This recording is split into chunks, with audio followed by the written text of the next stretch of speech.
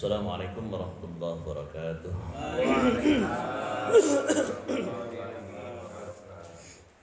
Alhamdulillah, bismillah, alhamdulillah, salatu wassalamu ala rasulillah wa ala alihi wa sahbihi wa mawalah. Al-Baqarah ayat 223. A'udzu billahi minasy syaithanir rajim.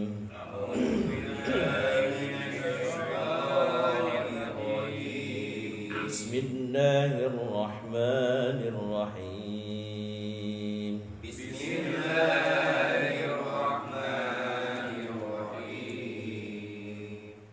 Nisa'ukum harsun lakum fa'tu harsakum anna syi'tum.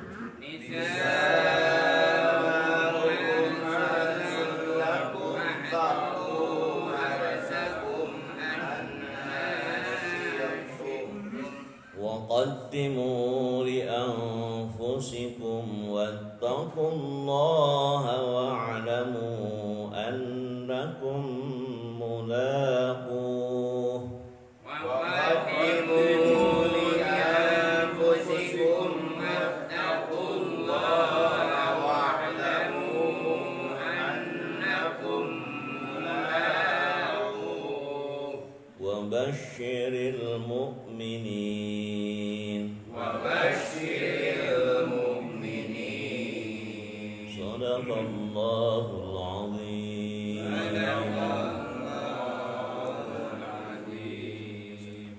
Bismillahirrahmanirrahim. Nisa'ukum, istri-istrimu itu harsul lakum, adalah ladang bagimu. Fa'tu, maka datangilah harsakum, lahan tempat bercocok tanammu. Anna syi'tum, dengan cara bagaimana sekehendakmu. Waqaddimu, dan utamakanlah kebaikan di anfusikum, bagi diri kalian.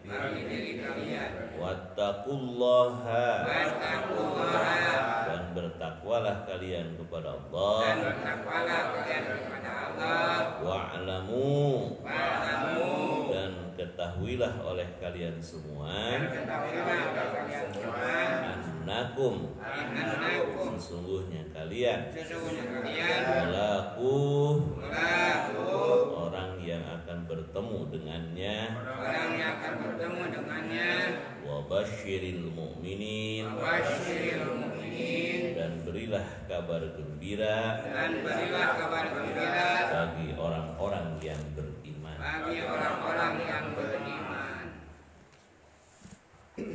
Nisa'ukum harsun lakum, istri-istrimu adalah tempat bercocok tanam bagimu, ladang atau kebun untukmu.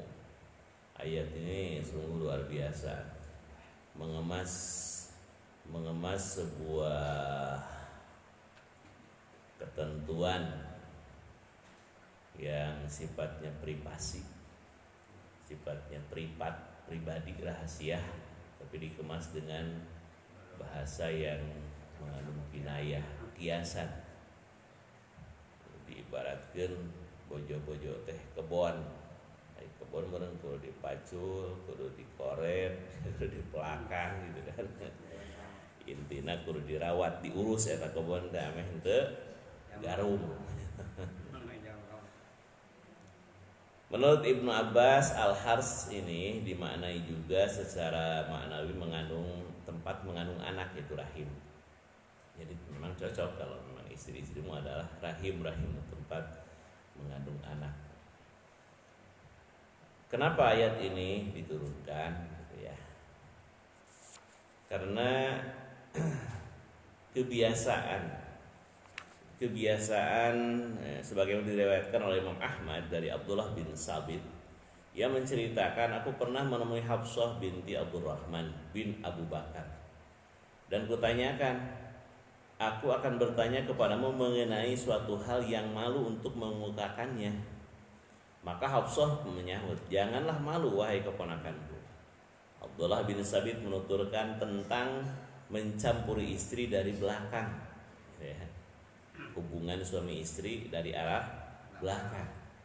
Ia pun menjawab, Ummu Salamah pernah memberitahuku bahwa kaum Ansar sangat suka menggauli istri-istrinya dari arah belakang. Sedangkan orang Yahudi dulu mengatakan barang siapa mendatangi istrinya dari belakang, maka anaknya akan lahir juling. Juling teh mata anak, ya. Maka dibantah perkataan orang Yahudi ini dengan ayat ini. Dan ketika orang-orang muhajirin tiba di Madinah, mereka menikahi wanita-wanita Ansor. Ansor itu wanita orang Madinah, penduduk Madinah. Ketika mereka hendak mencampuri istrinya dari arah belakang, ada seorang wanita yang menolak mentaati suaminya. Seraya berkata, engkau jangan melakukan hal ini hingga aku mendatangi Rasulullah. Kemudian Ummu Salamah menyebutkan hal tersebut, maka Ummu Salamah berujar, duduklah hingga Rasulullah datang. Ketika beliau tiba, wanita Ansar tersebut merasa malu untuk bertanya kepada Rasul, sehingga wanita itu pun keluar. Lalu Ummu Salamah bertanya kepada beliau, maka beliau bersabda, panggillah wanita Ansar itu. Kemudian Ummu Salamah pun memanggilnya. Setelah itu beliau membacakan kepadanya ayat Nisa'ukum harsul lakum fa'tu harsakum anna syi'tum. Nah, itu ya riwayatnya seperti itu. Imam Bukhari meriwayatkan dari Ibnu Munkadir, ia menceritakan juga pernah mendengar Jabir mengatakan sama seperti tadi, bahwa orang Yahudi berkeyakinan kalau mencampuri istri dari arah belakang akan melahirkan anak yang juling. Kemudian hadis Baj bin Hakim, Muawiyah bin Haidah Al-Qaisyairi, dari ayahnya, dari kakeknya, ia pernah mengatakan, ya Rasulullah, pada bagian mana istri-istri kami yang boleh kami datangi dan bagian mana yang harus kami jauhi? Maka beliau bersabda, harsuka i'ti harsaka, istrimu adalah seperti lahan bercocok tanam untukmu. I'ti harsaka, datangilah istrimu anasyi'ta, bagaimana saja kehendakmu. Goiro ala tadribal wajha, tapi janganlah sekali-kali kamu memukul wajahnya. Pada aya bahasa pe kumaha karep anjeun we gitu nya, ulah sakarep-karep teuing sampai memukul wajahnya. Wala tuqabbih, dan janganlah juga engkau mencela, ngaledek, ngahina, menjelek-jelekan. Wala tahjur, dan janganlah mengisolasi, illa fil bait, kecuali di dalam rumah saja, dalam rangka pendidikan. Misalnya istrina tertarik, ditakon, ditanya, diantep begitu tah. Itu dalam rangka pendidikan. Itu bisa saja seperti itu. Tapi kalau di luar biasa gitu ya. Ulah pahare-hare ai di dalam rumah, silahkan dalam rangka memberikan pendidikan. Maksudnya mendatangi dari belakang ini tetap jalannya jalan depan, intinya lantaran manusia itu kan ada kubul, ada dubur, lawang panto payun, lawang panto pengker gitu kan ya. Jangan salah lawang panto, walaupun datangnya dari arah belakang, tapi tetap menggunakan pintu depan. Ulah kena dubur, lantaran itu tempat anu kotor ya, penuh dengan bakteri. Abu Isa At-Tirmidzi dan An-Nasai meriwayatkan dari Ibnu Abbas, ia berkata Rasulullah pernah bersabda, la yandurullahu ila rajulin atarojulan aum imra'atin fidubur, katanya. Allah tidak akan memperhatikan orang pada hari kiamat nanti yang menyetubuhi seorang laki-laki. Jadi beneran homoseks, lalaki jeung lalaki. Pasti itu menjalannya teh salah tak karena dubur. Atau istrinya pada bagian dubur, istrinya mah istri tapi salah jalan, itu haram itu. Oleh Allah tidak akan diperhatikan itu.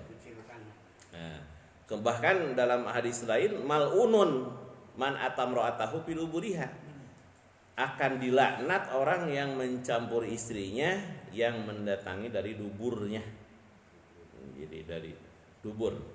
Kemudian Imam Ahmad meriwayatkan dari Amr bin Syu'aib dari ayahnya, dari kakeknya, dari Nabi pernah bersabda, alladzi yati umratahu fi duburiha hiya lutiyatu sugro. Hiya alutiyatu sugro. Orang yang mencampuri istrinya kepada duburnya itu adalah homoseksual kecil. Jadi leletikan bangsa Lut, kaum Lut anu leletikan gitu ya. Oleh sebab itu tidaklah hal ini dilakukan katanya kecuali oleh orang-orang kafir yang tidak tahu aturan atau tidak mau aturan, tidak mau tahu tentang aturan. Imam Ahmad juga meriwayatkan dari Ali bin Talq, ia berkata Rasulullah melarang seorang mencampuri istri di duburnya dan Allah tidak malu membicarakan kebenaran. Di sini sinnya hari masalah kebenaran orang terangkan jelaskan gitu.